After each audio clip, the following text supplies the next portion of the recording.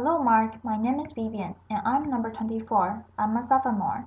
This is a speech from Isaac Lidsky.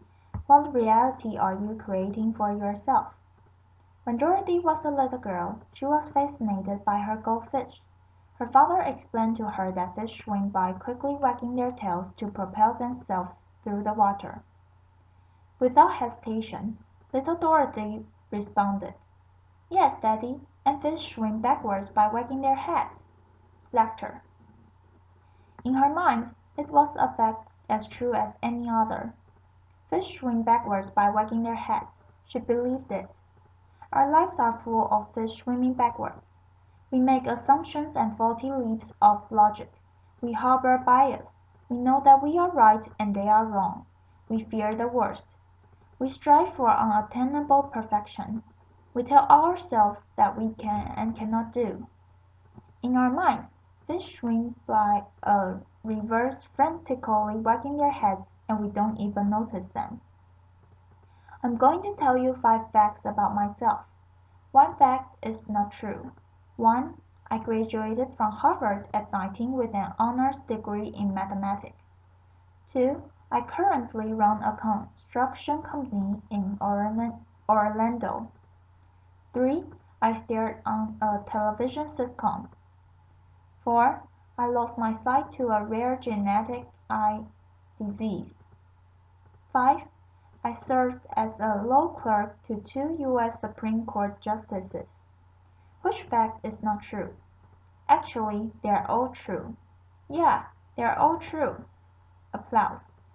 At this point, most people really only care about the television show. Laughter. I know this from experience. Okay, so the show was NBC's Saved by the Bell, the new class, and I played Whistle Weasel, who was the sort of dorky, nerdy character on the show, which made it a very major acting challenge for me as a 13-year-old boy. Laughter. Now, did you struggle with number 4, my blindness? Why is that? We make assumptions about so-called disabilities.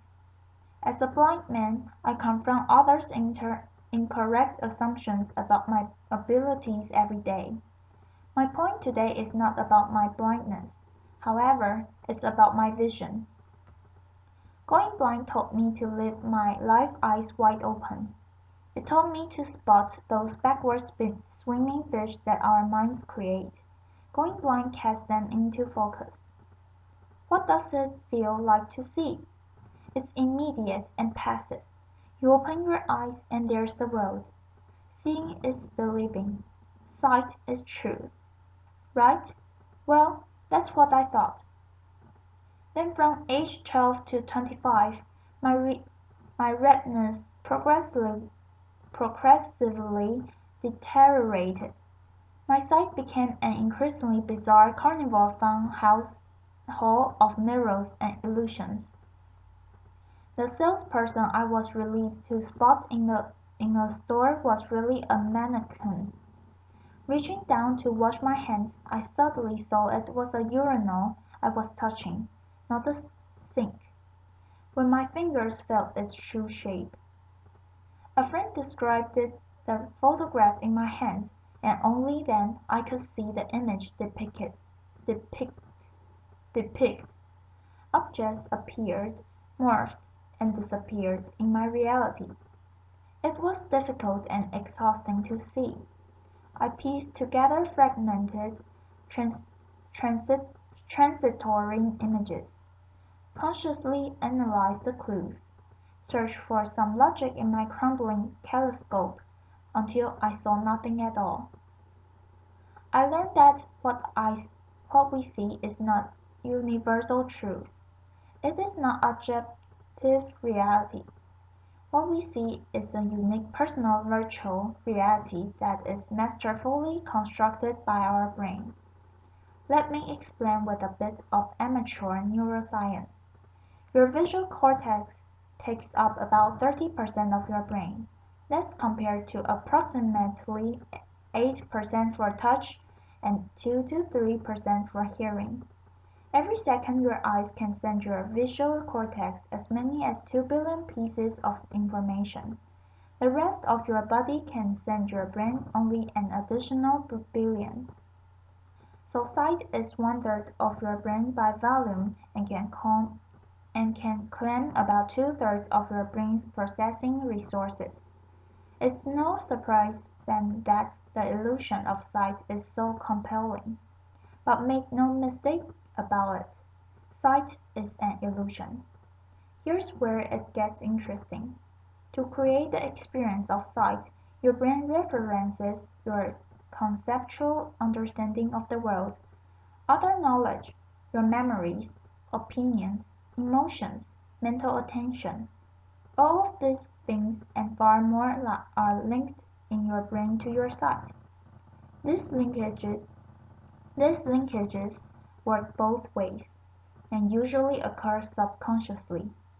So for example, what you see impacts how you feel, and the way you feel can literally change what you see. Numerous studies demonstrate this. If you are asked to estimate the walking speed of a man in a video, for example, your answer will be different if you are told to think about cheetahs or turtles. A hill appears steeper if you've just exercised, and a landmark appears farther away if you're wearing a heavy backpack. We have arrived at a fundamental contradiction. What you see is a complex mental construction of your own making, but you experience it passively as a direct representation of the world around you. You create your own reality, and you believe it. You believed mine until it broke apart. The deterioration of my eyes shattered the illusion. You see, sight is just one way we shape our reality. We create our own realities in many other ways. Let's take fear as just one example. Your fears distort your reality. Under the wrapped logic of fear, anything is better than the uncertain. Fear fills the void at all costs. Passing off what you dread for what you know. Passing off what you dread for what you know. Offering up the worst in the place of the ambiguous. Substituting assumption for reason. Psychologists have a great term for it. Awfulizing. Laughter. Right? Fear replaces the unknown with the awful. Now, fear is self-realizing. When you face the greatest need to look outside yourself and think critically, fear beats a retreat deep inside your mind, shrinking and distorting your view, drowning your capacity for critical thought with a flood of disruptive emotions. When you face a compelling opportunity to take action, fear lulls you into inaction, enticing you to passively watch its prophecies fulfill themselves. When I was diagnosed with my blinding disease, I knew blindness would ruin my life. Blindness was a death sentence for my independence. It was the end of achievement for me. Blindness meant I would live an unremarkable life, small and sad, and likely alone. I knew it. This was a fiction born of my fears, but I believed it. It was a lie, but it was my reality. Just like those backward swimming fish in little Dorothy's mind. If I had not confronted the reality of my fear, I would have lived it. I am certain of that. So how do you live your life eyes wide open? It is a learned discipline. It can be taught. It can be practiced. It will summarize very briefly. Hold yourself accountable. Hold yourself accountable for every moment, every thought, every detail. See beyond your fears, recognize your assumptions. Harness your internal strength. Silence your internal critic. Correct your misconceptions about luck and about success. Accept your strengths and your weaknesses, and understand the difference.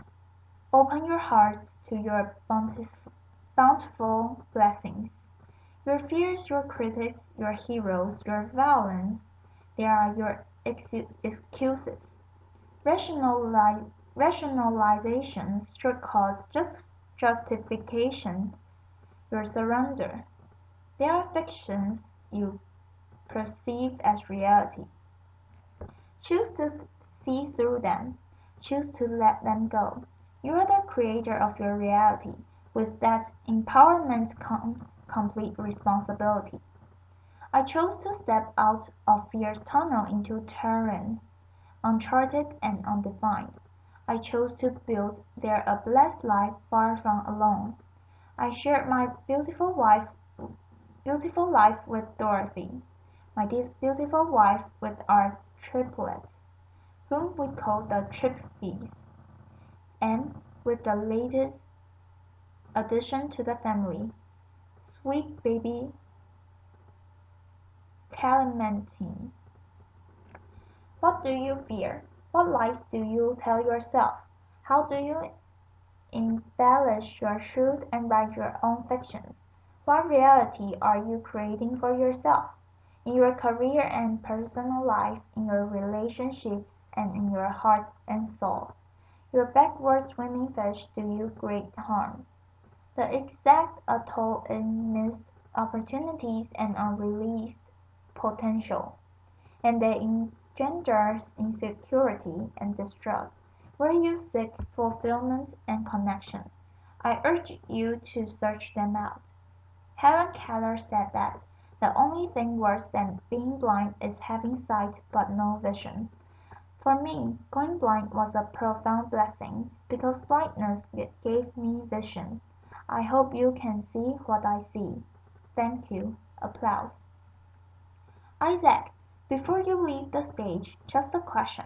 This is an audience of entrepreneurs, of doers, of innovators. You are a CEO of a company down in Florida, and many are probably wondering, how is it to be a blind CEO? What kind of specific challenges do you have, and how do you overcome them? Well, the biggest challenge became a blessing. I don't get visual feedback from people. Laughter. What's that noise there? Yeah, so for example, in my leadership team meetings, I don't see facial expressions or gestures. I've learned to solicit a lot more verbal feedback. I basically force people to tell me what they think. And in this respect, it's become, like I said, a real blessing for me personally and for my company, because we communicate at a far deeper level. We avoid ambiguities, and most important, my team knows that what they think really matters. What they think truly matters. Isaac, thank you for coming to TED. Thank you, Bruno. Applause.